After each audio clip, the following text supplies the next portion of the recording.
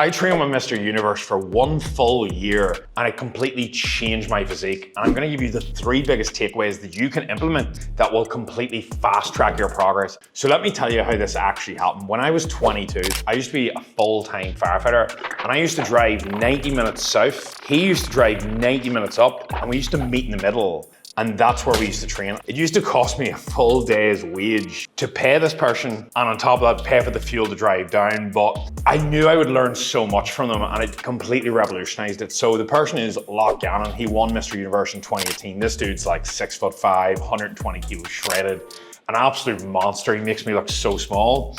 And there's small things that you just can't learn unless you're learning from somebody who's actually walked the walk to that level. So I'm gonna give you these key steps. Number 1, skin in the game. This was a massive financial investment for me. I paid 3 months up front for all my sessions. And as a result of that, I felt that commitment. What I noticed that was so important, whenever I put skin in the game, I actually put more effort in with everything. It got more dialed in. I put in more effort, and as a result, I got more of a result. It's really basics. If I turn around you right now with skin in the game, and I say to you, look, you're gonna diet for 12 weeks, and I want you to give it your all. That sounds great.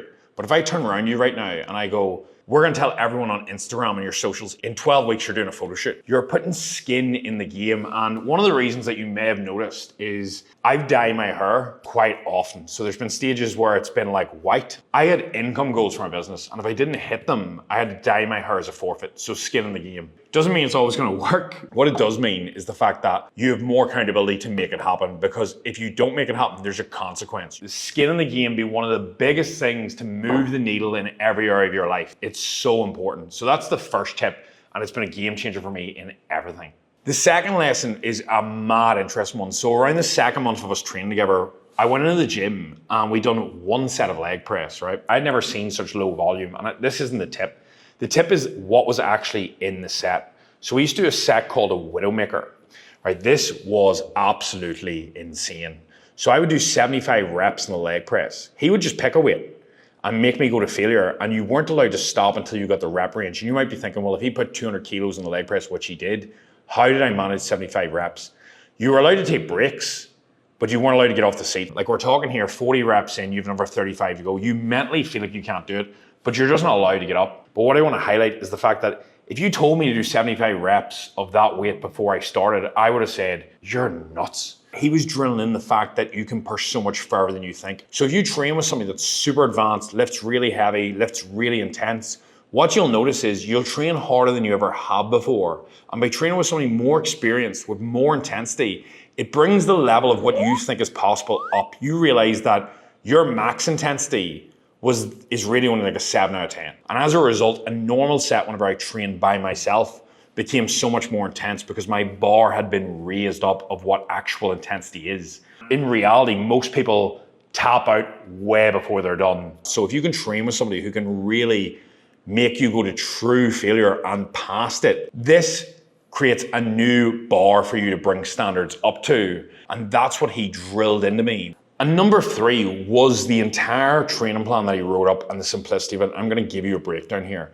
There was nothing that was out of the ordinary with this. It was very simple. And I remember going, is there not like secrets? Is there not like extra tips? He highlighted me that I was so focused on the 1% that I was missing out on the 99%. The main thing that I needed was to realize that this is gonna be boring and it's gonna be repetitive, but it's gonna get you results. The reason most people don't get results is because they're impatient and they're changing too many variables at once. Slow progress is the only type of progress you're ever gonna make in the gym. It's never gonna be rapid, ever. Nailing your calories, nailing your sleep, and nailing your fucking training. I remember he used this analogy that really stuck with me, and he was like, when you're carving a statue out of marble, you don't rush it. You don't change what you're doing. Every single day you go in and you just chip away a little bit.